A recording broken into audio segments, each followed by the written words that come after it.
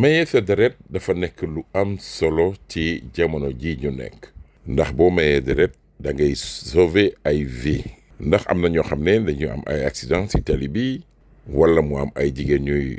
matu di accoucher di war a am doom ñàkk deret ñu war leen may deret mais bu ñu demee hôpital dañuy gis ni hôpitaux yi amatuñu deret mu nekk loo xam ne lu doy waar la ci jamono ji ñu nekk ci Sénégal moo tax centre national de transfusion sanguine di ñaan di laaj askan wi Sénégal ku mën nga ñëw maye deret ndax ñu mën a am ci seen banque de sang deret bu doy. Samedi bii passé association nationale des arts martiaux bu Sénégal en collaboration ak centre national de transfusion sanguine liggéey nañu ci fànn boobu ñiy def arts martiaux ñëw fa samado karaté judo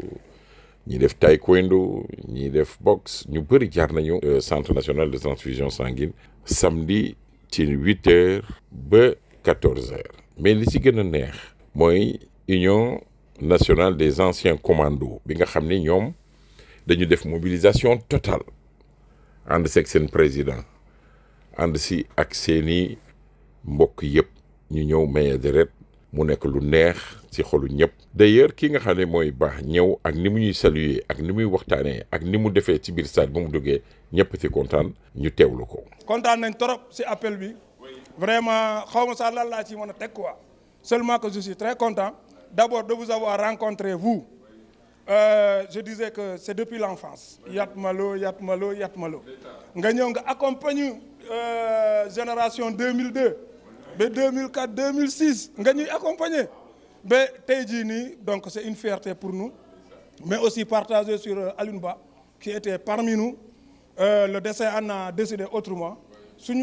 desoon si ñun rek tey day nekk ak ñun on allait continuer de servir ensemble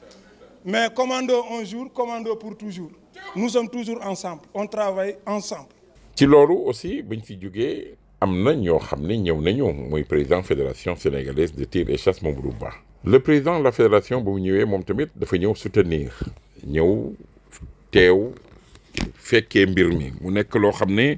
ñëpp ko rafetlu. ba directeur général bu centre national de transfusion sanguine di le professeur Saliou Diop am si mbégte kontaan si lool bañ ko tàllalee sur le micro lii la wax. Écoutez, ça nous fait un très grand plaisir que l'association des arts martiaux comprenne la nécessité pour chaque organisation de pouvoir sensibiliser ses concitoyens, ses membres, sur la nécessité du don de sang. Je ne reviendrai pas sur tous les besoins, vous savez que tous les jours, il y a beaucoup de patients qui sont dans les hôpitaux et qui n'attendent que ce geste-là pour leur survie. Je répète très souvent que sur 100 poches de sang dont nous avons besoin, aujourd'hui, il n'y a que les 60 qui sont présents. Ça veut dire qu'il y a toujours les 40 poches à aller rechercher. Et c'est une situation qui n'est pas normale dans un pays où, quand même, plus de 60% de la population est tout à fait jeune et ils sont aptes à pouvoir faire. Donc le problème qui se pose, c'est un problème de sensibilisation, c'est un problème de communication. C'est pour cette raison que nous nous réjouissons toujours lorsque nous voyons des associations, des organisations constituer pour nous un relais pour permettre à peut-être ceux qui ne connaissent pas ce qu'est le don de sang de venir au niveau du centre de transfusion sanguine. maye deret nag nekk na loo xam ne lu am solo la képp ku yeewu war nga xalaat ni ëllëg lu mel noonu mën nga ko soxla wala sa mbokk soxla ko wala sa xarit soxla ko wala sax keneen soxla ko nga war ko mën may deret ndax maye deret dafay sauver ay vie nañ ci góorgóorlu di ko def weer wu ne di ko def ñeenti weer bu ne ndax boo mayee deret tey war nga mën a toog ñetti weer bala nga koy mayewaat wante dañ ne maye deret aussi ba 18 ans doo ko mën boo amul fukki at juróom-ñett doo ko mën bu sa at weesoo juróom-benn fukki at doo ko mën ñi mën a maye deret mooy ñi nga xam ne dañu am fukki at ak juróom-ñett ba juróom-benn fukki at ku feebar tamit jéggal nañ la. am na ñoo xam ne dañ naan pour ma dem maye deret da ngay dem te waroo lekk ñu bàyyi directeur mu wax ci loolu. li tax surtout nit ñi du ñu maye deret c'est que dañ ko xamul parce que ñu ngi fii au centre de transfusion mais je suis sûr que soo génnee fii rek ci mbedd bi ñu bëri dinañuy romb tout le temps fii du ñu xam sax lan moo fii lu fi xew moo tax suñu responsabilité suñu ñëpp la que ñu wax nit ñi lan mooy maye deret da ngay am d'abord yéene bi da nga koy yéene waaw da ngay yéene ni xalaat ni kat man je suis en bonne santé te comme je suis en bonne santé am na ñoo xam ne dañ koy soxla te man mii sax ci sama bopp mun naa ko soxla ci suba te boo ko soxlawee suba aussi ñu nekk en bonne santé rek ñoo la ko donc première étape bi mooy yéene boobu deuxième étape bi mooy que na nga ko mën alors ñun autant c'est important que ñuy jox malade bi deret bi autant c'est important aussi ñuy veiller à ce que avant ñuy prélever kenn ñu wóor ni ko kooku mën na ko nag mooy lan mooy que am na at bi toll na ci diggante fukki at ak juróom-ñett ba juróom-benn fukki at ça veut dire que su amee lu tuuti lu gën a tuuti lu néew loolu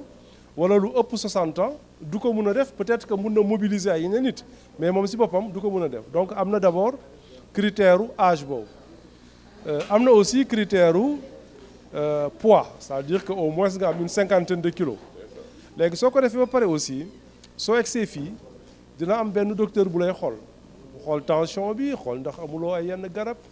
xool ni daal amul benn contre-indication boo xam ni dinañu empêcher ñu def prélèvement boobu donc vous voyez que mesures yi ñuy jël yooyu yëpp c'est pour nous assurer que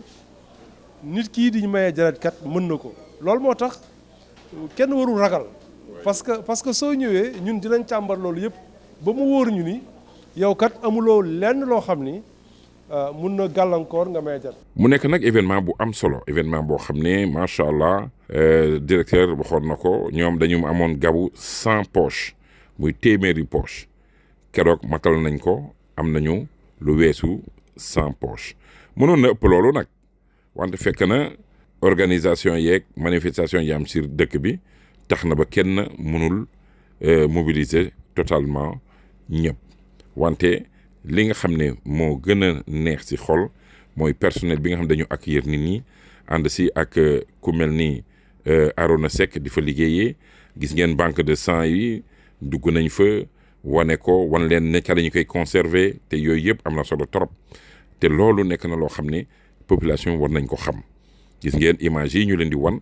lii ku ko xool xam ne ñii ñi ngi liggéey wante mënuñu taxaw ci mbedd mi di woo ku nekk pour nga ñëw nit ñi ñoo war a xam ne maye deret day defar yaram maye deret boo koy def sa yaram day gën a nice da ngay gën a rafet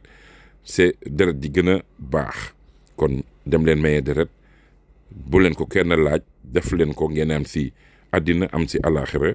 loolu la association nationale des arts martiaux def ak ñi nga xam ne ñooy centre national de transfusion sanguine. dañuy jël daal proposer leen ñi nga xam ne fekke woon nañ ko ñu sànni ci seeni kàddu. Le fait de donner son sang, c'est un acte civique qui nous concerne tous. En fait, moi, ce que je peux dire par donner du sang, c'est comme si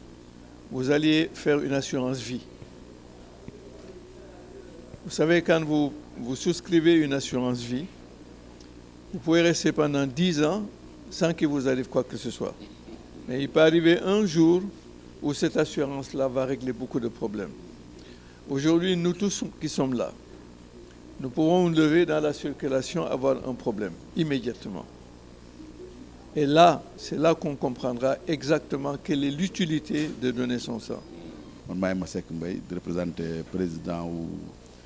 association des anciens commandos ànd ak Demba Ndiaye ak ñoom Aliou Ba ñoom Makan Seck li ñu koy yéex yi sax moo tax ñu bëri ñëwuñu quoi mais sinon kon affaire bi doon na fees bon di la gërëm encore nga may ñu chance ñu ñëw bokk ci ñuy sauver ay nit sauver waale suñu bopp aussi parce que sauver waale na suñu bopp parce que xamuñu fii ma fi jógee dem xaw ma lan moo may arrivé yàlla na doon jàmm